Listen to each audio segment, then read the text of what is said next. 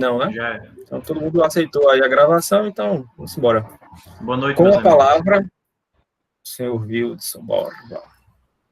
Boa noite, pessoal. A gente vai apresentar uma parte agora designada ao nosso grupo de segmentação de imagens, a parte de morfologia. Fora isso, tem alguns outros detalhes que o pessoal vai comentar também. Nosso grupo é formado por Gabriel, por Wildson, e sou eu e Wesley. Então, eu vou começar uma parte teórica, porque vai ser importante para o desenrolar das próximas atividades. Eu queria iniciar uma definição de elemento estruturante. Elemento estruturante é um conjunto definido e conhecido, uma forma e tamanho que é usado em uma operação com o conjunto da imagem para salientar um determinado aspecto. Você pode perceber nessa foto, nessa imagem aqui superior, que esses são elementos estruturantes.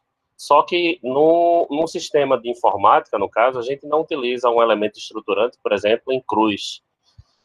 A ideia do elemento estruturante é ele ser inserido dentro de um array, ou seja, a gente utiliza retângulos.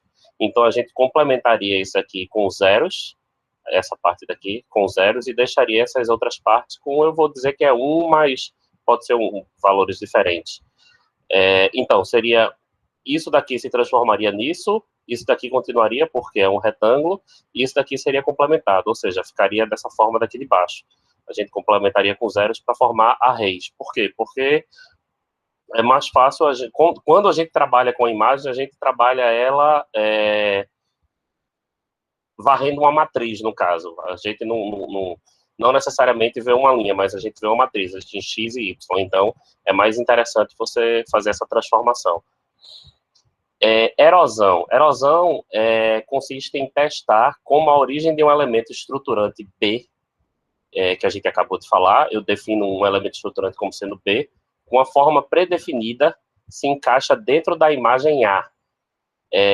Essa é a forma matemática do que é uma erosão, mas a ideia da erosão é como o elemento estruturante ele se encaixa dentro da imagem, mas eu vou dar mais uns exemplos. Ou seja, todos os pontos de B transladados em Z que estão contidos em A. Os efeitos de uma erosão é diminuir as partículas, eliminar grãos de tamanhos inferior ao tamanho do elemento estruturante, aumentar os buracos e permitir a separação dos grãos próximos. Qual é a ideia de uma erosão? Perceba que o elemento estruturante está aqui. A gente pega o centro do elemento estruturante e faz uma comparação com a imagem. A gente começa no 00 da imagem e vai varrendo a linha e depois passa para a próxima linha, ou seja, vai fazendo uma varrição matricial dela. Qual é a ideia? Se por um acaso esse elemento estruturante daqui couber dentro da imagem, ele vai ser criado a erosão. Caso não, ele ignora. Ou seja, perceba assim, se eu colocar esse elemento estruturante aqui, nesse ponto daqui, o elemento estruturante não cabe, porque essa parte daqui fica fora. Ele só vai começar a caber mais ou menos nesse ponto. Ou seja, ele vai tirar uma certa dimensão da imagem, ficando essa imagem daqui. Que é exatamente quando eu começo nesse ponto da imagem inicial, é que o elemento estruturante cabe na imagem. Aí ele começa a reduzir a imagem. E, de uma outra forma que ele falou, ele tira os grãos que tem na imagem. Por exemplo, quando eu vou varrendo esse elemento estruturante aqui nessa imagem, perceba que somente dentro dessa imagem ele vai conseguir se estabelecer e dentro das imagens se estabelecer, ou seja, o resto vai ficar preto. Somente as imagens é que vão aparecer e o resto vai ficar preto. Uma dilatação é um pouco diferente da erosão. É visto como uma máscara convolutiva. É importante lembrar que a convolução é um processo linear, mas a dilatação é um processo não linear. Os efeitos da dilatação, eles aumentam as partículas, preenchem os buracos negros e conectam grãos próximos. Esse é um exemplo. Qual é a ideia dele? Eu pego um elemento estruturante e faço a mesma coisa que eu falei anteriormente. Começa no 00 da imagem. Só que a diferença é que ele vai adicionar esse elemento estruturante na imagem. Então, se eu pego esse elemento e jogo aqui, ele vai começar a aumentar as bordas aqui, como aumenta nessa imagem. Nesse caso daqui, O elemento estruturante é tipo um círculo preto, ou um pouco maior. É porque ele não tem nessa imagem daqui, mas imagine um quadrado, ou uma peça parecida com essa daqui, que não é tão quadrado assim e tal, mas é tipo uma cruz. Quando eu passo por aqui, ele vai... não vai acontecer nada, mas quando eu chego nessa imagem daqui, ele vai começar a aumentar a imagem. Perceba que também, quando eu chego nesse quadrado, ele começa a aumentar os quadrados. E nesse daqui também, ou seja, nesse caso daqui, como ele fala, eu reduzo as imagens. E nesse caso daqui, eu termino aumentando as imagens e aproximando elas. Abertura. A abertura binária de uma imagem A para um elemento estruturante B é definida como uma erosão seguida por uma dilatação, usando o mesmo elemento estruturante. A abertura geralmente suaviza o contorno do objeto, quebra istmos estreitos e elimina saliências finas. A abertura tem como efeito não devolver de forma original o conjunto inicial, nivela os contornos pelo interior, separa as partículas, elimina as pequenas partículas inferiores do tamanho em relação ao elemento estruturante, e as entidades restantes após a abertura ficam quase idênticas à original. Isso é um exemplo de uma abertura. Perceba que aqui ele vai fazer primeiro uma erosão, que é reduzir o tamanho da imagem, ou seja, tirando os pontos finos que tem numa letra, e depois ele vai fazer uma dilatação, que é justamente tentar voltar para a imagem inicial. Perceba que é parecido com esse daqui, só que ele tirou tentou, pelo menos, tirar a conexão, que são as linhas, as menores linhas. E ele também suavizou os contornos externos da imagem, no caso. Perceba que não dá para perceber muito nesse daqui, mas perceba que aqui ele tinha uma diferençazinha, e aqui ele já deu uma suavizada nesses bicos, esse tipo de coisa. Ele suaviza essas coisas. Fechamento é definido com a dilatação e seguida por uma erosão da imagem utilizando o mesmo elemento estruturante. Aí já o fechamento tem suavizar fronteiras pelo exterior, preencher os buracos do interior das partículas, emendar partículas próximas, as entidades restantes após o fechamento ficam quase idênticas à original, e o conjunto fechado é mais regular que o conjunto inicial. O conjunto fechado também é mais rico em detalhes do que o conjunto inicial. Essa é a ideia. Eu tenho uma imagem original aqui, eu faço primeiro a dilatação dela e depois eu faço a erosão. Aqui não dá para perceber muito a ideia, mas todos os bicos internos que tem dentro da imagem, ele tenta reduzir. Perceba aqui que eu tenho uma diferença muito grande de imagem, ele fecha toda a imagem. Ele não deixa muitos buracos, ele sempre fecha as partezinhas que tem, os bicos que tem. Agora, internamente, não externamente, né? A abertura é mais externamente, o fechamento é mais internamente que ele mexe. Pronto, isso aqui seria só uma introdução teórica, e teria agora a parte... Mestre. Oi. Mestre Wilson, só deixa eu fazer um comentário. Eu estava botando aqui no chat. Como o senhor bem pontuou, o processo de... Eita, agora esqueci. A dilatação, ela é invertível, tá? Não é na questão de ser linear ou não linear, ela é invertível. Você consegue desfazer. E a outra, que é a erosão, ela é não invertível. Nenhuma das duas é linear, né? Acho que não é... Se eu tiver escrito isso, está errado. E aí você tem linear...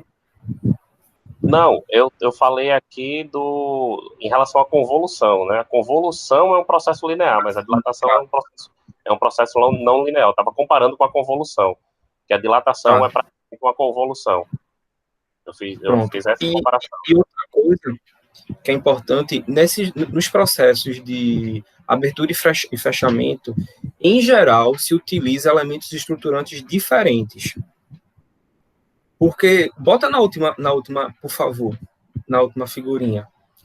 Se a gente sabe que a dilatação ela é invertível, então, se tu dilata e depois faz a erosão, né, com o mesmo elemento estruturante, essa terceira imagem, na verdade, seria a primeira, tá ligado? Porque a erosão e a dilatação, elas são inversas, Só né? inverter Na verdade, a erosão é a inversa da dilatação. dilatação, mas, tá ligado? Eu não Então, lembro o que... eu não lembro se nesse processo daqui eu utilizei o mesmo elemento estruturante ou eu tive que alterar. Eu acho que eu tive que alterar, que realmente quando eu fazia isso daqui, ele voltava para uma imagem praticamente semelhante a ela. Se eu não me engano, eu fiz Isso, essa alteração do elemento estruturante mesmo para pronto, alterar a imagem. Eu beleza. vou, eu vou, Obrigado. eu vou mostrar agora mais ou menos como é feito num sistema, né? Como é definido isso, no elemento estruturante, esse tipo de coisa. Isso aqui é um exemplo da abertura e fechamento. Eu pego uma imagem, eu escolhi como uma imagem de abertura e outro fechamento para variar os detalhes dela. Aí eu pego uma função, que é a morfologia, que só é você dizer qual é o tipo de morfologia que você quer, que ele vai fazer o que você quer. Então, a ideia é, eu pego uma imagem original aqui, não sei se vocês estão vendo, mas posso tentar ampliar. Não dá para ampliar aqui, não. Vamos ver.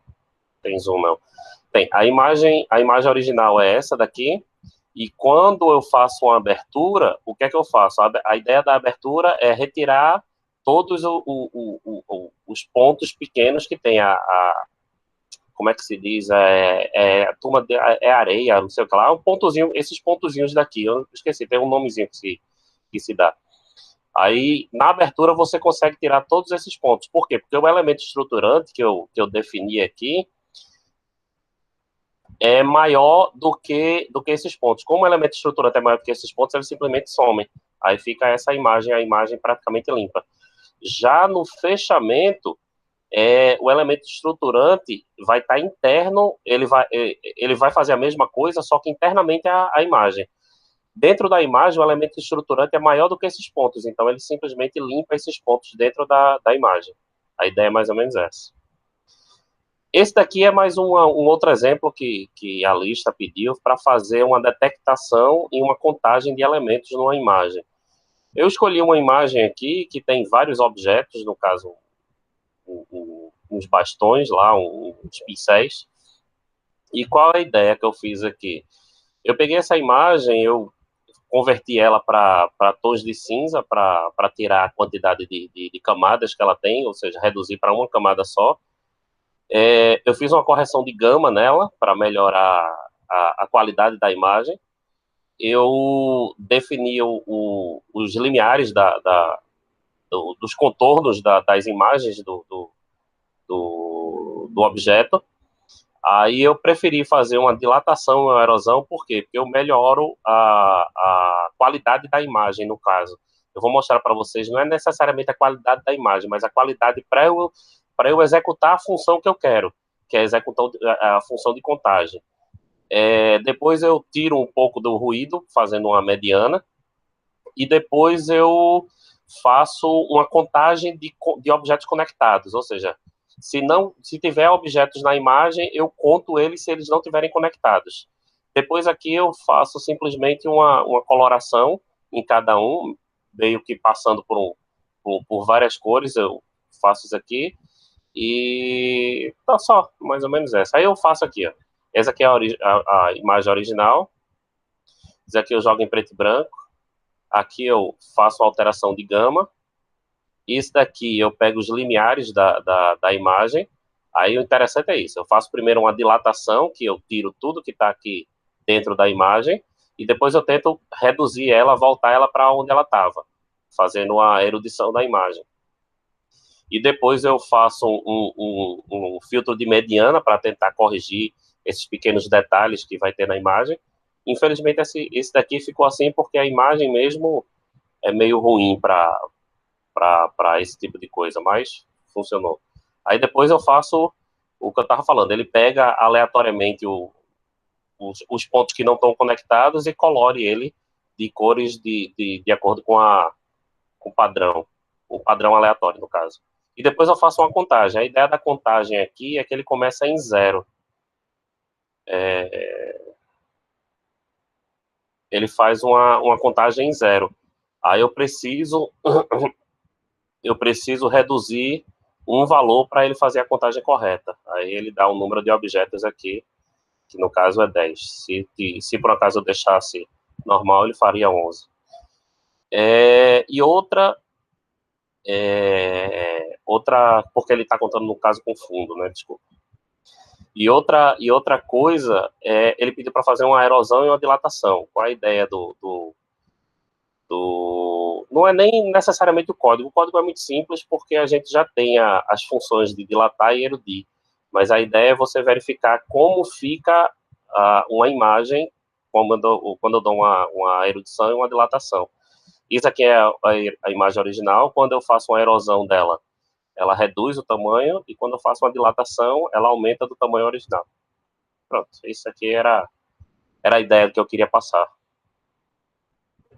Tu é force. Deixa eu... Agora é Zé que vai... Pô, tu fosse bem breve e prático, gostei, viu? Parabéns, Wilson. Era assim que o senhor queria, não, Paulo? Essa parte que tu falasse aí, daqueles grãos, se eu não me engano, a gente chama de imagem lavada, quando ela fica bem granulada. É lavada, né? Eu esqueci o nomezinho que se dá. Aí faz o processo. Aí, para ela perder esse granulamento dela, a gente dá uma enterrada nela, enterrada entre aspas. Tá aprendendo com a Alessandra, Zé? Tem que aprender. Bora, rapaz. Como é que continua aí? Boa noite, Vamos Paulo. Lá? Boa noite, meus amigos. Boa noite. Seja, por favor, conciso, Dr. Wesley. Por quê? Demorou muito antes. Tá dando para ver aí? Só vendo, né? Conseguimos ver perfeitamente. Beleza, muito obrigado. Exponha. Essa parte aqui, ela foi pedido que a gente identificasse uma placa de um automóvel, que no caso eu vou estar utilizando essa placa aqui, se eu conseguir abrir ela. Essa placa que está sendo carregada para vocês aqui desse lado, desse carro. Beleza? Vamos lá.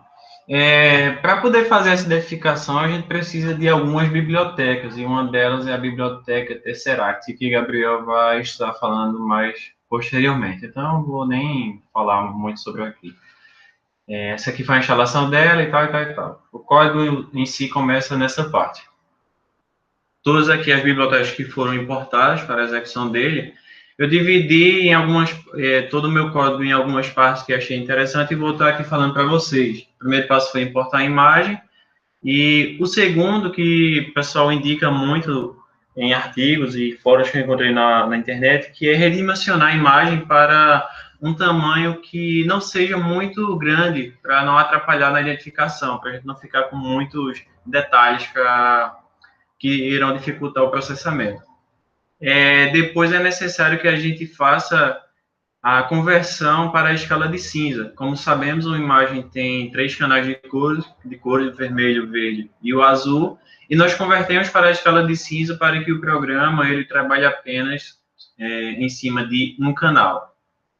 Numa imagem, como vocês estão vendo aqui, nós temos muitos detalhes. Então, como o professor falou no início e alguns grupos já apresentaram, a gente pode passar essa imagem por um filtro, chamados de filtros de borramento, para eliminar alguns detalhes indesejados, que são os ruídos. Paulo relembrou ontem, na prévia da apresentação, que esses filtros são filtros do tipo passa-baixa, baixas frequências. Depois que a gente passa essa imagem no filtro de borramento, filtro de passa-baixa, nós temos menos detalhes para que o nosso programa faça a identificação. O filtro que eu estou utilizando é esse aqui, o Bilateral Filter. Não vou estar explicando esses parâmetros aqui, que ontem eu fui explicar, mas demorou muito. Mas, basicamente, ele funciona semelhante a esse gaussiano aqui, onde esse primeiro valor aqui, 13, ele é a dimensão, pixel diâmetro, o diâmetro de pixel, ou a dimensão em que o meu filtro vai trabalhar. É como se fosse o kernel desse gaussiano aqui, desse Gaussian Blur, beleza? Aqui eu exibi a imagem. Não vou explicar. Essa outra parte aqui, eu passei um filtro passa altas frequências, onde a gente vai baixar aqui, onde a gente vai identificar apenas as bordas da nossa imagem. Não tem muito o que explicar aqui não, senão vai estourar um pouco do tempo. Mas, de forma geral, um filtro passa baixa, ele vai verificar onde tem transições abruptas de pixels. Vocês podem ver aqui que o para-brisa está passando de um preto, de quase preto, para um branco. Então, ele vai identificar isso, essa passagem abrupta ali como uma borda, uma alta frequência. Beleza, encontrei aqui as minhas bordas. Próximo passo é desenhar os contornos sobre a minha figura. Existe essa função Find Contours, onde eu posso encontrar todos os contornos em uma determinada imagem e alguns parâmetros que estão aí para vocês consultarem. Se eu mudar isso aqui, da forma que eu estou consultando contornos dentro de contornos e ele está fazendo uma aproximação para o fechamento desses contornos. Se eu alterar um parâmetro ali, ele vai apenas procurar contornos fora de contornos, os contornos externos. Beleza? Nessa próxima parte, o programa ele irá verificar a área desses contornos que foram encontrados e irá organizar elas em ordem crescente, menor para o maior, de acordo com o valor da área. E é utilizada essa função aqui, Grab Contours, Grab underline Contours. E ele irá fazer essa organização dos meus contornos de acordo com as suas áreas em ordem crescente. Por último, aqui nessa parte, eu estou percorrendo esses contornos que foram encontrados aqui, através de um laço for. Estou percorrendo eles e armazenando algumas informações importantes nessa variável que está aqui declarada aqui fora, cont. Basicamente, eu estou percorrendo os meus contornos e estou calculando o perímetro deles através dessa função. Acho que um grupo já fez essa apresentação anteriormente. Basicamente, foi esse código aqui utilizado também por eles. E essa função aqui, approx polydp, ela vai fazer essa aproximação dos meus contornos e contar... Oi? Não sei que alguém quer falar. E contar os bicos, eu não vou falar pontas, mas os cantos dos meus contornos. Se o comprimento dessa variável aqui, que está armazenando o resultado de approx polydp, for igual a 4, quer dizer que eu tenho um polígono de 4 cantos. E isso pode ser um quadrado ou um retângulo, por exemplo, que representa uma placa. Eu dei um print aqui desse contorno, desse cont, aqui dessa variável cont, só para a gente ver lá embaixo. Se a gente alterar esse parâmetro, que eu não vou alterar, que vai tomar um pouco de tempo, que também já vimos em outros grupos, a gente vai encontrar contornos diferentes de uma placa. Aqui foi feito o print desses cantos que ele encontrou. Percebam que ela não é um retângulo perfeito aqui por causa da imagem. O primeiro está em 61, aqui na primeira posição. Já a segunda posição está quase alinhada com ela, porém um pixel deslocado para a direita. Então, não é um retângulo perfeito, infelizmente. A próxima parte seria justamente separar a minha placa. Para fazer isso, a gente pode utilizar o método de criação de uma máscara. Criar uma máscara onde... posteriormente, eu vou fazer meio que uma subtração dessa máscara pela imagem original e exibir apenas o que eu quero. Nessa outra parte aqui do código, criei a minha máscara. Vou estar armazenando as coordenadas da minha máscara quando houver informação, ou seja, quando o pixel não for igual a 0, por exemplo.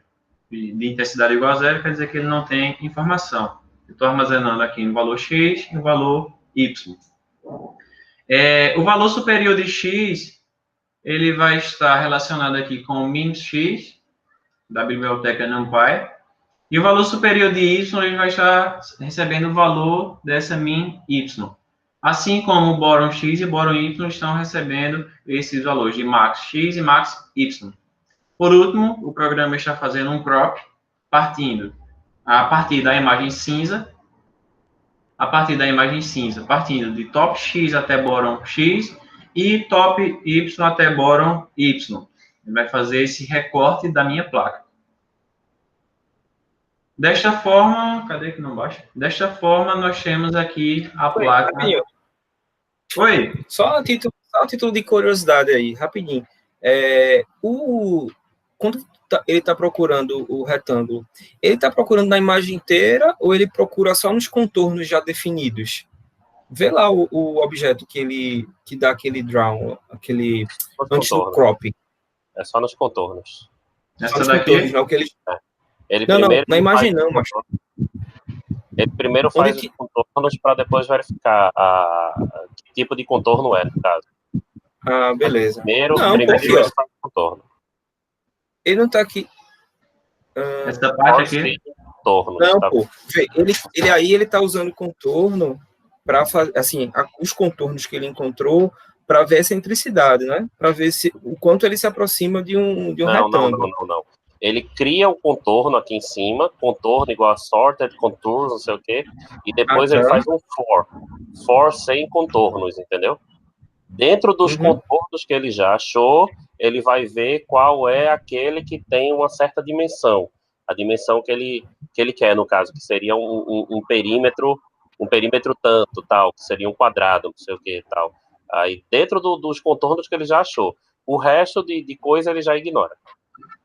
É que o último valor da variável contornos foi justamente isso aí que o Wilson falou. Somente esses aqui, ó, que foram organizados do menor para o maior, os 10 primeiros, no caso. Beleza. Entendi. Bem melhor do que procurar na imagem inteira. Valeu. Sendo assim, a gente tem o valor final, que é a nossa placa identificada e cropada, somente ela sem ter a imagem inteira. Porque, assim, existem algumas técnicas que Gabriel vai falar daqui a pouco, que se fosse para ele procurar na imagem inteira, teria muito mais necessidade de processamento da minha máquina, que é o que nós não queremos. Beleza? Mais do que perfeito. Muito obrigado. Muito bom, senhor Wesley. Passar a palavra aqui para o Imagina aí, isso aí vai ser o quê? Isso é o final. Saudoso Gabriel. Oi? Mas você tem que falar, né? Que isso aí é o final da sua, que como é o nome? É a continuação do meu trabalho, né? Tipo, o final do teu trabalho. Ah, perdão, Gabriel. Tinha esquecido desse combinado. Fala aí, pô. Ratificando o que eu havia falado, Gabriel irá utilizar essa placa, porque a gente fez em conjunto isso aqui, irá utilizar essa placa e com o código dele irá identificará todas as letras que estão aqui dispostas na nossa frente. Beleza? Gabriel? Boa. Bora. Foi mal atrasado.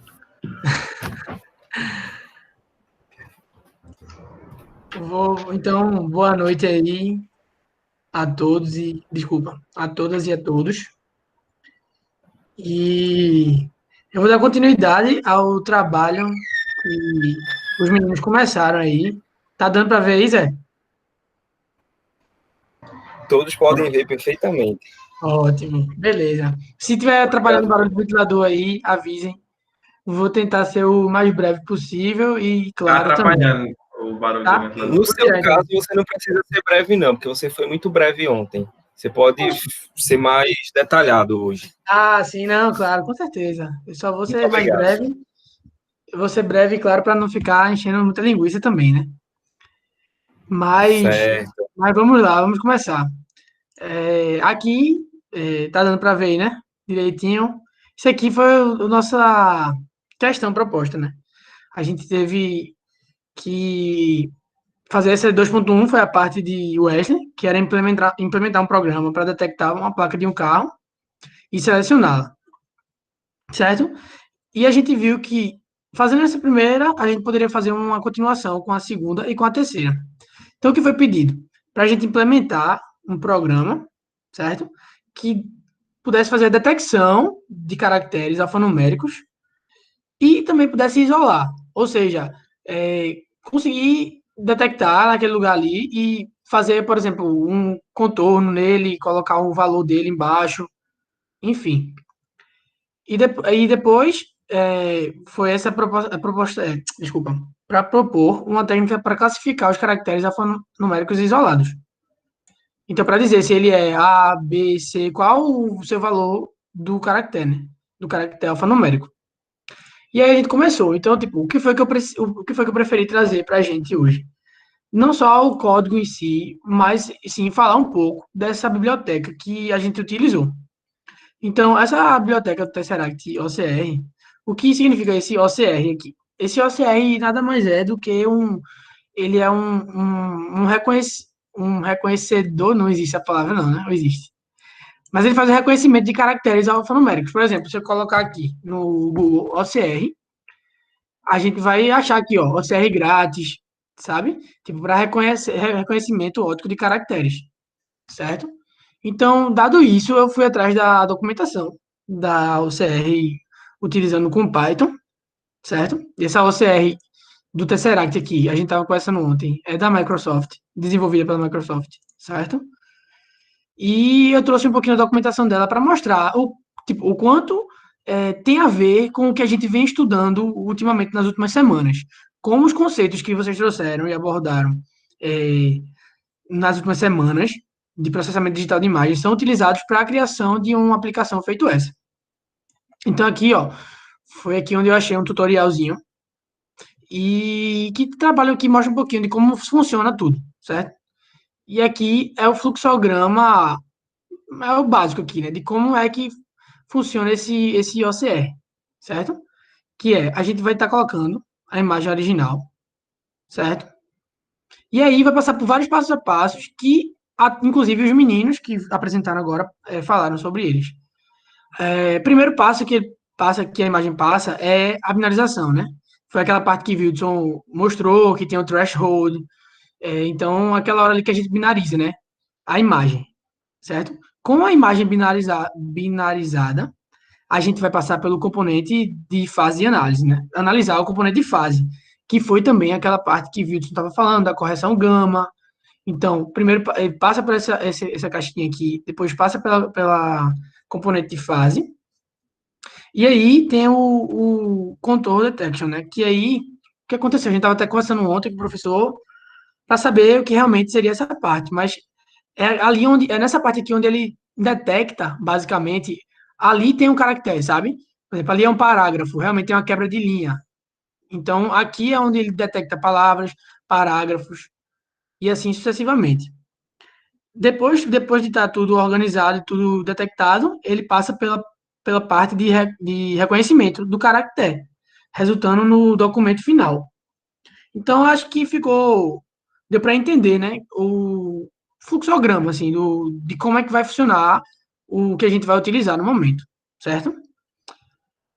Então, após conversar um pouquinho sobre essa parte aqui, achei muito interessante trazer isso para cá, que é exatamente o processamento, né, o que é que tem lá dentro dessa aplicação que a gente vai utilizar, desse PyTesseract, o que é que vai ter lá dentro. Aí agora que a gente vai poder perceber quantas coisas importantes que foram trabalhadas durante o semestre são utilizadas aqui. Então vamos lá, cada passo a passo, né? Primeiro passo a passo, ele pega uma escala de cinza da imagem, que o que a gente fez bastante, né? Durante alguns exercícios e também algumas semanas conversamos sobre isso. Aqui, aquela funçãozinha que a gente usa bastante, CVT Color, passando a imagem para Gray. Tem aqui, ó, o noise Removal também, que aí vai ser aquele blur, né? Que Wildson mostrou agora, inclusive quando ele fez a contagem lá dos pilotos. Ele fez esse blur para tirar o ruído, e tirando esse ruído fica mais fácil de detectar, né? E fazer a contagem. Então tem essa retirada de ruídos e de detalhes desnecessários da imagem. Tem o thresholding, que vai ser aquela parte que a gente estava conversando sobre a binarização da imagem. E aí vem os conceitos que são da semana 9, né? Que é a dilatação e a erosão. certo? Para que a gente tenha dilatação e para que a gente tenha erosão? Para que a gente faça, que nem o Wilson tinha dito, de uma forma que no fluxograma a gente consiga resultar com a abertura. Então, a gente tem a função definida da dilatação, a função definida da erosão, e aí conseguimos também aqui a da abertura. Isso tudo vai ser utilizado para que a gente possa seguir aquele fluxograma que eu tinha mostrado anteriormente, né? Beleza. Mais uma vez, uma função utilizada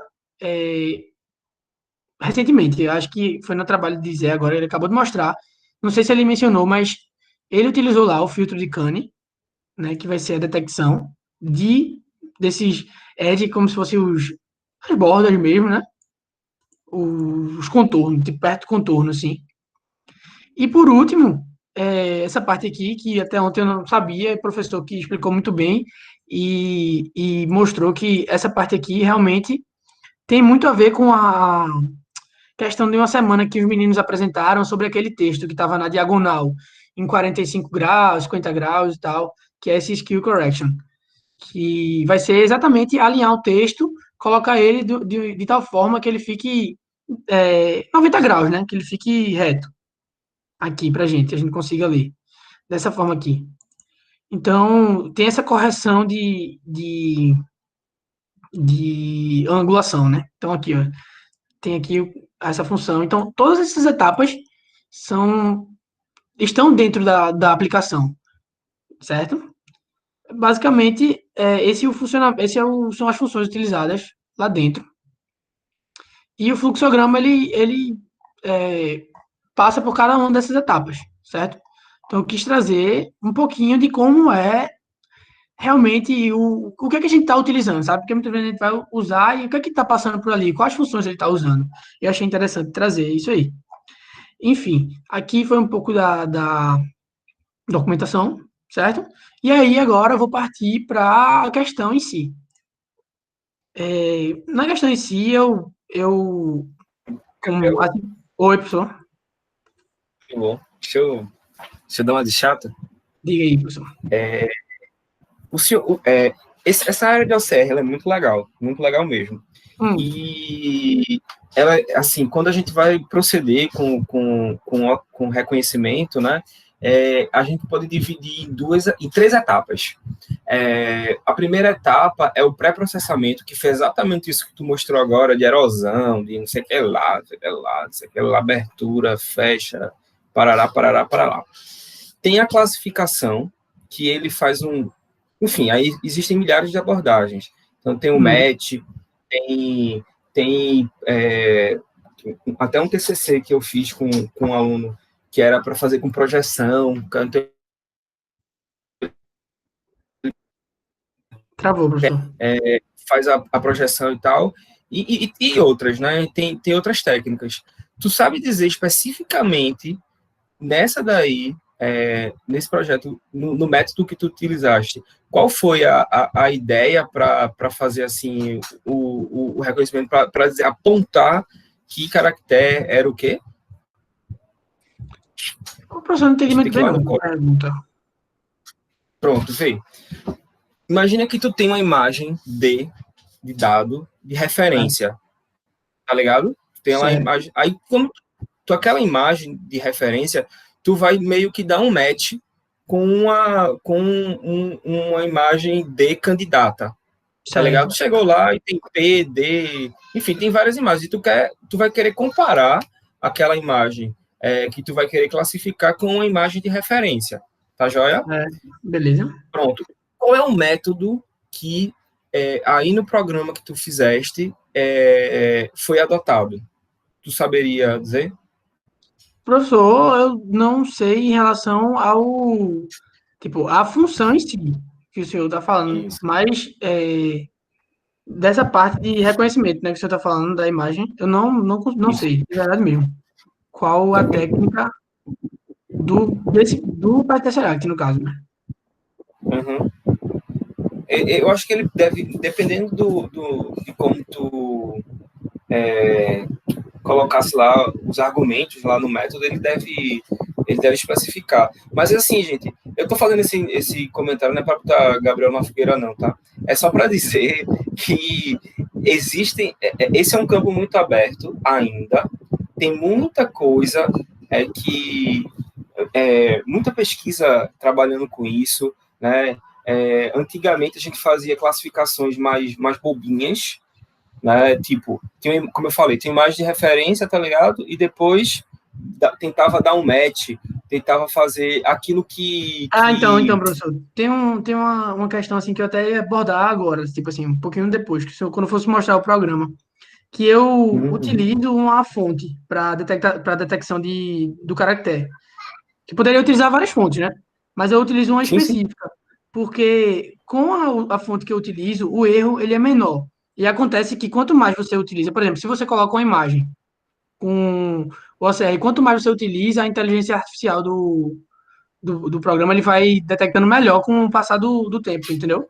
Mas o que acontece é, com a fonte, por exemplo, que eu usei, que foi a Consolas, o erro é o menor possível, entendeu?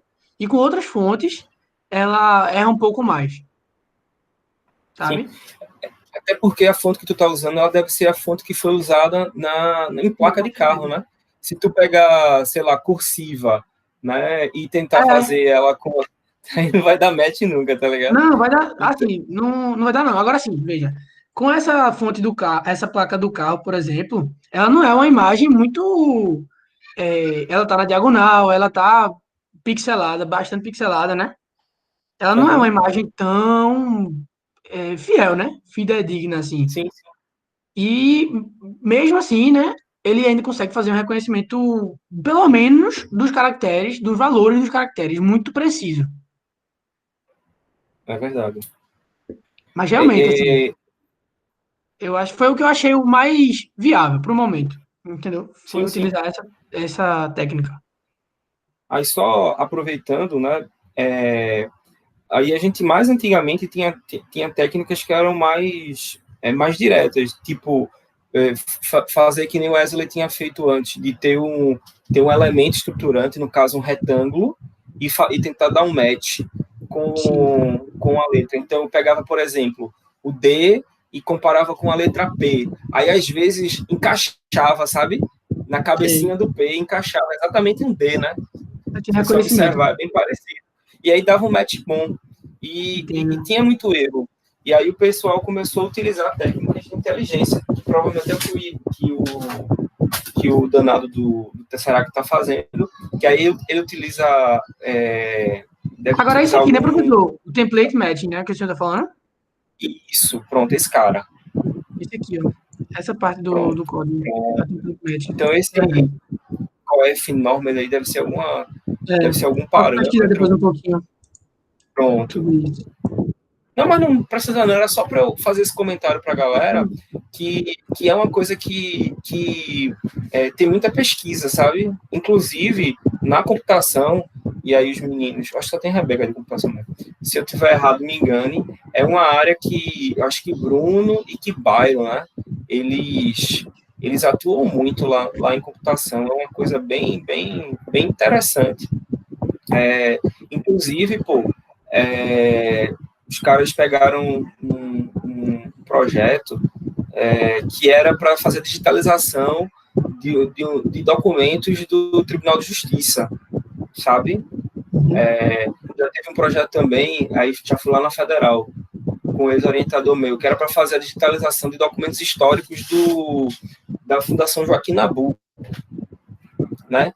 E aí não dá para fazer um Tesseract, né? Não é outro Tesseract que vai resolver, né? Não é você fazer um programa que ele vai resolver tudo, tá ligado? Então o negócio precisa ir aprendendo, né? Aprendendo como é às vezes se for manuscrito, como é a caligrafia, se for digitado, precisa descobrir qual é a fonte, enfim. Entendo. Existe uma coisa única, um programa só, um método só que vai salvar o mundo. Ele tem que ir se adaptando. Beleza? Com certeza. Pronto, valeu. Obrigado, Gabriel, pelo ensejo aí, viu? Beleza. Então, para dar uma continuidade aqui, Aí aqui ele está mostrando, né, assim, meio que na prática, né? Ele fazendo o grayscaling, o thresholding, fazendo a abertura, o filtro Canny Edge. Então, assim, basicamente é o passo a passo que acontece, é o que a gente fez. E se vocês prestarem atenção direitinho, na apresentação de Wesley, foi exatamente os passos a passos que ele fez, né? Que inclusive tinha uma imagem lá que eu acho que é a que mais me chamou a atenção, que é a do carro, exatamente aqui, ó. Ela, que foi exatamente quando ele usou o filtro. Tava exatamente nesse formato aqui. Preto aqui ao redor, né? Assim, o fundo preto e detectado o carro, as bordas do carro, sabe? Então é bem isso, certo? Então aqui, assim, do tutorial, do resto, assim, eu não vou ter nada mais para mostrar. Apenas só isso, já vou mostrar só isso aqui, essa parte aqui, detecção de palavras, e não de só um caractere em si. Mas, enfim, voltando para o trabalho, né? Aí eu fiz a instalação do PyTesseract aqui, e aí a gente fez a detecção aqui, certo? A gente transformamos a imagem de BGR para RGB, definimos os tamanhos aqui, os tamanhos da imagem, certo? E a gente utilizou essa função aqui, Image to Boxes, que eu acho que é a mais importante de comentar agora. Que o que seria Image to Boxes? Qual o retorno desse Image to Boxes para a gente? Ele vai retornar ao caractere, certo? O valor do caractere, no caso, vai retornar também o seu ponto inicial no eixo X, o seu ponto inicial no eixo Y, o tamanho, na verdade, a altura, certo? Do caractere, teoricamente, e a largura do caractere. Na verdade, essa altura e largura, ela é meio, como é que posso dizer? Ela é meio relativa, assim, mas é como se fosse o boxing, sabe? Tipo, para ficar dentro de uma caixa, realmente, que o caractere fique dentro de uma caixa. Então, foi isso aqui, Image to Boxes, certo? Essa função tem esses retornos, e eu vou mostrar mais embaixo. E aqui, realmente, eu fiz o for para ele fazer em todos os caracteres que forem encontrados. E aí, a gente... Oi, professor. Será que essa ideia aí dos boxes seria de separar caractere a caractere? Em relação ao caractere a caractere, ele faz de caractere, tipo, cada caractere, com essa função. Ele faz a cada caractere. Ele não faz vários, não. Não, tipo, que tu tem um argumento de entrada que é a imagem, certo? que é imagem, né? Tá tudo lá, tu não sabe o que é caractere e o que não é. E aí, pelo que eu tô vendo aí, o Boxes, ele tá tentando separar os caracteres. Então, ele vai pegar uma imagem de um caractere, a imagem de outro, a imagem de outro, a imagem de outro. Sim. Agora ele pega em relação à imagem, a imagem que eu li aqui no começo, né? Isso. Tá entendendo? Isso, perfeito. É isso mesmo.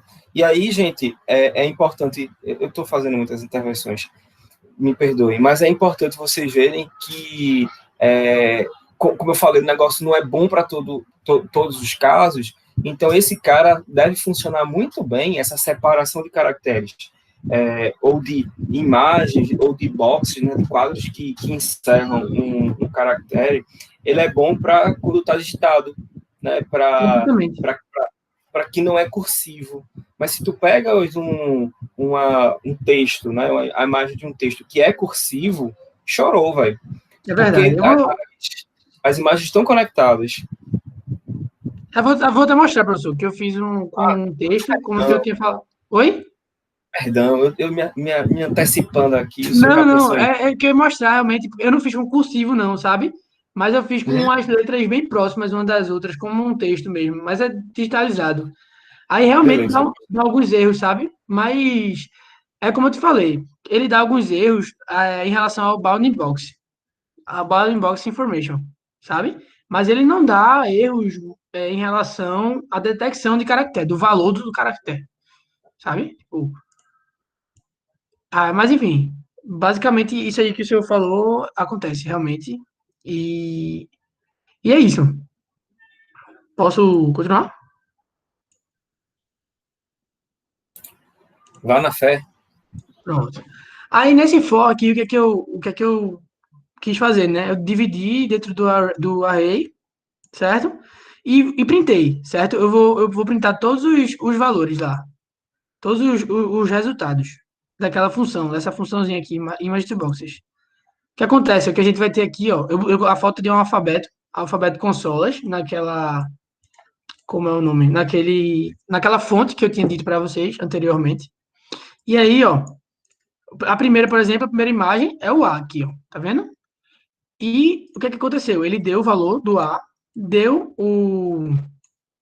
a posição no eixo X, a posição no eixo Y de início, o valor da largura, deixa eu ver aqui qual é agora, que eu não sei de qual, mas é aqui é o width, sei lá como é que fala, quem sabe falar é Leonardo, e o height, que é a largura e a altura, né? Então ele dá aqui as informações que são chamadas de bounding box, certo? E aí ele deu vários arrays aqui com suas características, com seu valor e suas características, certo? E no final a gente fez um retângulo com essas características, ponto inicial, ponto final, e a detecção, o isolamento e a classificação de cada um. A gente está isolando aqui e classificando aqui. Está isolando, fazendo o desenho de retângulo e classificando, colocando o seu valor embaixo. E como é que fica o resultado aqui? Assim. Então, vocês podem ver que vai ter alguns erros, mas que em algumas letras fica muito perfeito, sabe? Tipo, realmente tem um erro aqui no reconhecimento, percebi que o O é redondo, coisas redondas assim, oval, elipse, essas coisas, ele tem um padrão de ter erro, sabe, professor? Aquilo que a gente estava conversando agora, você pode ver que no Q, no O e no zero são exatamente os valores que ele tem, que ele dá algumas dificuldades. Então, mas você percebe que em todos os outros ele faz o bounding box certinho, né? Alguns tem alguns errinhos assim, mas é bem Aí, interessante, Gabriel, né? mostra a imagem, pô, o alfabeto com solas PNG. Ah, Dá tá. 2 cliques nele. Eita, começou a cachorrada. Aqui, ó. Tá vendo aí? Essa aqui é a imagem que foi dada pra gente, certo? E aqui o resultado, Beleza. certo? Mas aí eu vou mostrar aqui que, sem ser com essa aqui, com o texto, certo? Agora, com o texto, vocês vão ver. Aqui eu vou só tirar isso aqui para não ficar printando isso tudo aqui, porque eu acho que vocês já entenderam. É só para mostrar o resultado do array que é feito. Só tirar esse print.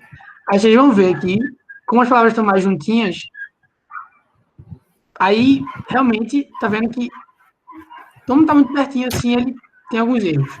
Mas tem algumas palavras aqui, tipo menino, ele conseguiu fazer a leitura bem. Mas aqui o seu, ele não conseguiu fazer tão bem. Sabe? Tem alguns erros. Bastante erros, na verdade. Então, tipo, o que é que eu preferi, o que é que eu acharia mais legal? Fazer dessa forma aqui. Percebi, Gabriel, esse Que? teu SE aí que tu acabaste de reclamar, tem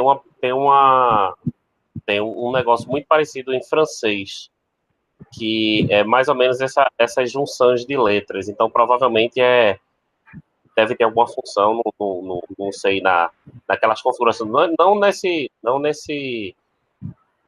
nessa função em si, mas embaixo da função, que você tente colocar alguma coisa, dizer, não, eu quero português, entendeu? Ah, entendo, Aí provavelmente ele tira esse aqui, porque eu acho que, se eu não me engano, tem um negocinho, um símbolozinho muito parecido com esse em francês, que a turma junta duas palavras em uma, mas são letras diferentes, tá ligado? É verdade, Mas é eles verdade. simplesmente juntam.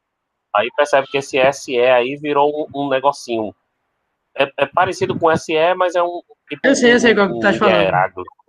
Eu sei qual que tu estás falando. Mais ou menos isso. Mas tem Talvez muitos erros aqui, demorasse. sabe, Wilson? Ainda assim. É o que eu tô falando. Se eu botasse por trás, eu acho que daria certo. Mas assim, foi muito interessante, assim, sabe? Tipo, ter pesquisado sobre isso. E eu achei que o que era mais interessante foi o que eu estava até fazendo aqui, mas eu acabei que eu nem acabei essa parte. Mas é assim, a detecção por palavras, sabe? Que vai ter muito a ver com aquela parte lá da detecção de parágrafos, de quebra de texto e tal, essas coisas. Então, basicamente, foi esse o trabalho que eu tive, que o meu estudo. E só para acabar aqui, né, para finalizar, a gente, que foi o desafio lá feito, né? Da placa lá que Zé mandou. Então, cadê?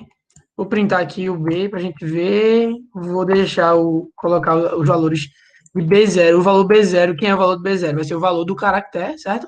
Para printar a placa do carro e do negócio aqui. Aí, ó. Só tem que trocar a imagem aqui, né? Ou já troquei. Aí, aquela imagem que o senhor Wesley me mandou aqui, a gente tem os arrays aqui, os seus valores, valor de caractere e os seus boundary boxes. Aí você, como tinha dito, né, professor, essa imagem tá toda. Ela é uma imagem difícil, né? Tipo, ela não é uma imagem tão simples quanto aquele alfabeto, por exemplo. Mas, por exemplo, o F aqui ficou perfeito. E aí a detecção dos valores aqui, por exemplo, com esses valores aqui, a gente conseguiria, por exemplo, né? Sem o Wesley pode falar melhor, mas tentar fazer uma aplicação aí, alguma coisa, para já entrar no sistema do Detran ou alguma coisa assim direto. Enfim, basicamente era isso que eu poderia trazer para vocês, que eu trouxe. Espero que tenha sido legal Muito bom, e cheio de conhecimentos. Foi muito bom. Valeu, Muito bom, Gabriel. Parabéns.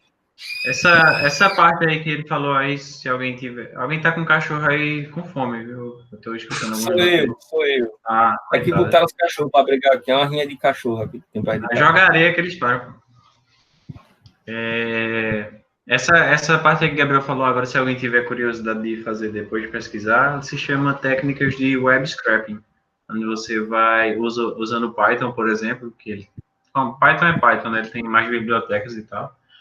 Você consegue vasculhar páginas na internet e realizar inserções ou então até mesmo coleta de dados nelas. Por exemplo, o pessoal usa muito para requisitar dados de previsão de tempo e tal, em algumas páginas da APAC, por exemplo, e exibir em determinados meios.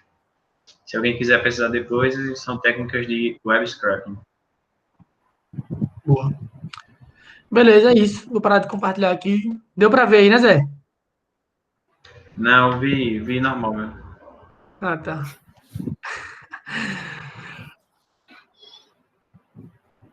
Pronto, então, muito bom, pessoal.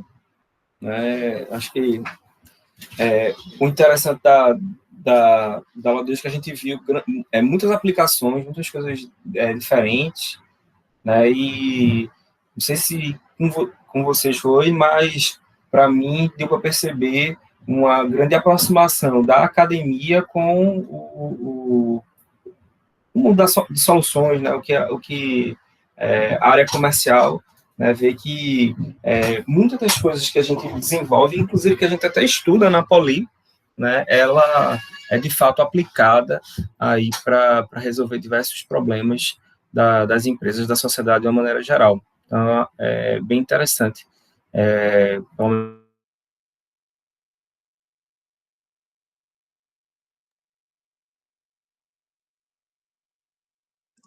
uma travada aí.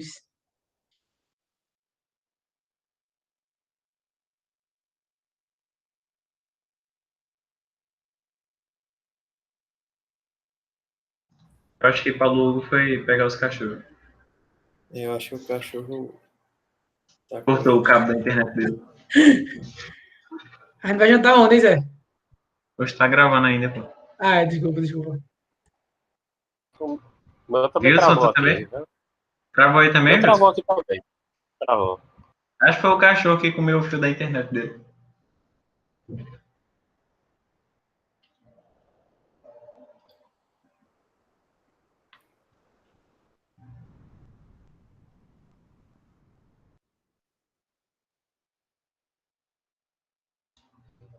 Wilson. Tá gravando ainda, senhor.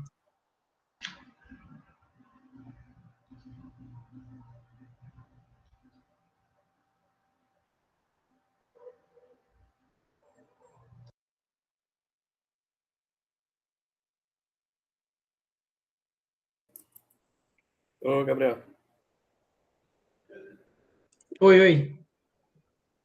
Nessa biblioteca tu chegou a ver como é que ele fazia essa detecção dessas letras?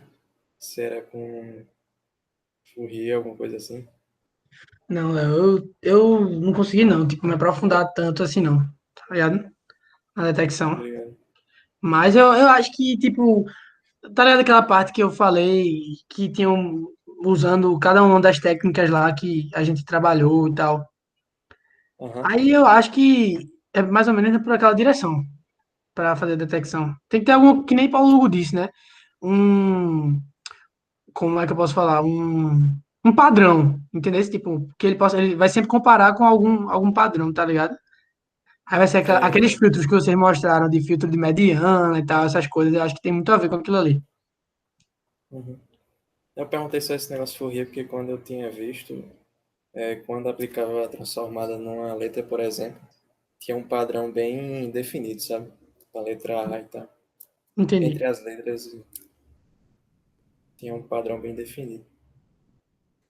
Provavelmente usa, então.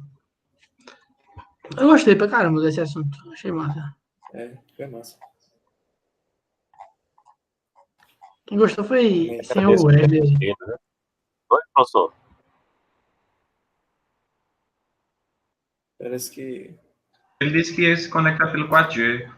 Já então. Voltei? Estamos escutando aí? Eita. Oi, senhor. Bem-vindo de volta. Obrigado. Cachorro comeu o cabo aqui. Foi. tá Internet. difícil. Tá rento? Enfim, Mas tava só parabenizando o menino. A gente se comportou por enquanto. Tá sendo gravado ainda, viu? Só para que vocês que saberem. Se vocês falaram alguma coisa desse e-mail que caiu, tá sendo gravado. Pode assistir lá, depois você vai se orgulhar da gente. Então, enfim, vamos embora. A gente só tem agora, tá, gente? A próxima aula é o grupo 10, tá? E eu vou pedir para vocês só uma coisa. No final de cada uma das semanas, no guia da semana que vocês receberam, tem um campozinho de desafio, tá certo? Então, eu gostaria que vocês apenas pesquisassem, tá? Pesquisassem e fizessem comentários, né? Uma página, 2 páginas, fazendo comentários sobre aquilo que vocês pesquisaram desse conteúdo, né? Dos desafios que foram colocados lá. Não precisa implementar nada, não precisa fazer nada. Só dar uma lidinha, só dar uma pesquisada, porque são coisas que que estão mais são coisas mais atuais, aplicações bem atuais mesmo, do que cada um dos tópicos que vocês estudaram está sendo adotado. Beleza? Isso é para enviar como, professor Piscino? Bota pelo Ava, eu vou abrir lá na semana 10 eu vou botar uma tarefinha, aí vocês colocam lá no Ava. Beleza? E aí é bom porque todo mundo passa com 10. Não é isso? Aí é bom, viu? É bom, não? Se Deus quiser, e Paulo também. Só quem desistiu é que não vai ficar com nota boa. Mas eu posso elogiar o senhor? Oi? Posso elogiar o senhor? Não, gravando, não. Não, eu só ia... Obrigada. O senhor é uma pessoa muito compreensiva. Tá vendo? O medo de Paulo agora. Né? Vai saber, Rafael. Vai saber. Ele fica mais feliz ainda.